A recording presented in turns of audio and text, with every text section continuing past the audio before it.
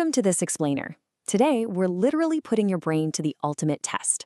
We're working through a brilliant set of clever riddles sourced directly from brainquizer. And let me tell you, these aren't just your standard run-of-the-mill questions. They're carefully crafted linguistic traps designed to make you think way outside the box. So let's dive right into this challenge and see exactly how your mind processes information when the obvious answer is hiding right there in plain sight. Now, the source material throws down a massive gauntlet right from the get-go, claiming that a staggering 99% of people fail these tests. I mean, 99%. That's a huge claim. It essentially means that nearly everyone who looks at these seemingly simple questions gets completely tripped up by their own assumptions. So I want you to lock in your focus right now, shake off the cobwebs, pay super close attention to the specific words coming your way, and let's see if you have the mental agility to beat the odds and land in that elite 1%. Okay, round 1. Everyday objects. Let's see how well you handle the mundane things floating around you. Here's your first puzzle. What has a cap, but no head? I want you to lock in your guess right this second. What immediately pops into your mind?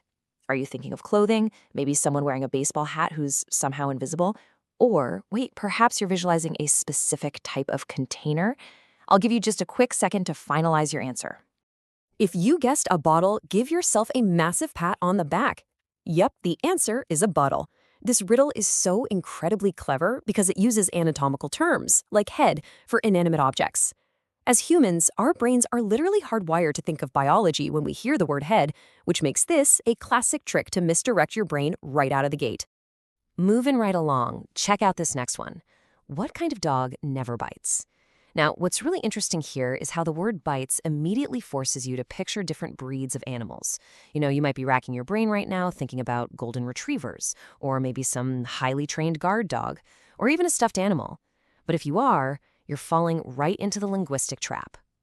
Because the answer is a hot dog. Celebrate if you didn't get fooled by that tasty misdirection. It's completely harmless, it's delicious, and it for sure won't bite you back. It's just such a fun example of how a single word can completely derail our thought process if we aren't careful. And this brilliantly illustrates how riddles fundamentally work. They pit our literal expectations, in this case expecting a biting animal, a literal canine, against a playful pun on the name of a popular food item. You see, riddles exploit the dual nature of language. They make us assume a specific context, and the exact moment we commit to that context, boom, they pull the rug out from under us with a secondary, entirely valid meaning. Let's wrap up round 1 with a quick rapid-fire scorecard of 3 more fantastic riddles from our source. First, what has a neck but no shoulders? A shirt, again using anatomy for objects. Second, what has teeth on one side and helps you travel? A zipper. And finally, what can be driven but has no wheels? A golf ball. So, how many of these 5 did you get right? If you got all of them, you are perfectly primed for the next level of difficulty. Moving right into round 2, tricky wordplay. We're stepping into the territory of grammar tricks and double meanings, so stay sharp. Try to visualize this bizarre combination of something with wheels zooming through the sky. What has wheels and flies but isn't an airplane? Your brain immediately tries to combine the concept of road travel with the concept of aviation, doesn't it? You might be thinking of a flying car or maybe a helicopter. Lock in that guess. Did you get it? It's a garbage truck.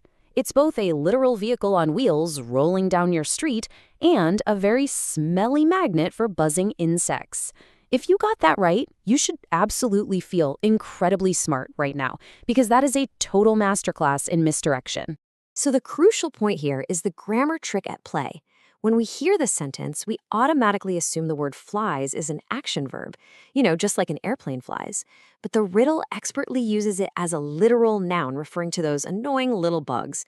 It's pretty amazing how our brains just autofill grammatical structure based on context cues, right?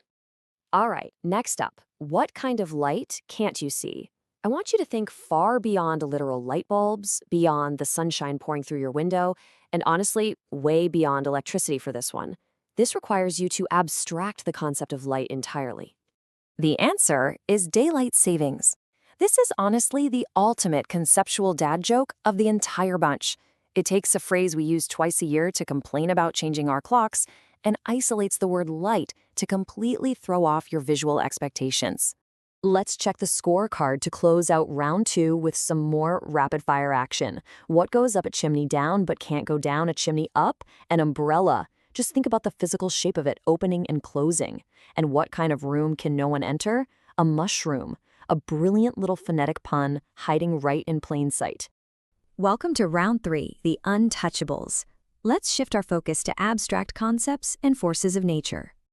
Consider this one. What can you make that no one can see? Take a second to really ponder what invisible creations you bring into the world every single day. I mean, we're so used to making physical things, right? Making dinner, making a bed, making a painting. What is something you produce that is completely invisible to the eye? The answer is noise.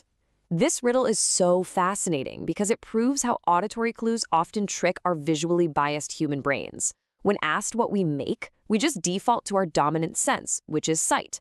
Shifting your perspective to your sense of hearing is exactly what unlocks this puzzle. Okay, next up. What has many rings but no fingers? Focus closely on that word, rings. Your immediate instinct is probably to think of a jewelry store, or a hand, or maybe a wedding. I want you to actively try to separate the concept of jewelry from the natural world to figure this one out.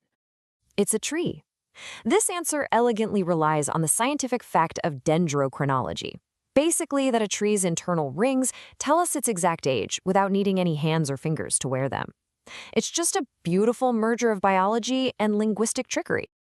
Wrapping up round 3, we have some phenomenal elemental riddles. What has roots nobody sees? A mountain. What can't be burned in fire or drowned in water? Ice, because it literally melts into water and extinguishes fire. And finally, what gets whiter the dirtier it becomes? A chalkboard, which gets covered in white chalk dust the more it's used. All right, ramp up your energy. It is time for the final boss teaser, the ultimate challenge to see if you truly belong in that top 1%. Here it is, the big one. What can you never keep until you have given it? This is definitely the most philosophical riddle of the bunch. It completely breaks the rules of physical possession. So take a deep breath, think about human connection, and lock in your very last guess. The answer is your word. It's a brilliant, profound reminder of trust and integrity. I mean, you literally have to give your word to someone before you can be expected to keep it. If you had fun testing your brain today and pushing past your literal assumptions, you have to wonder what other puzzles out there are just waiting to challenge your perspective. Keep questioning the obvious and keep stretching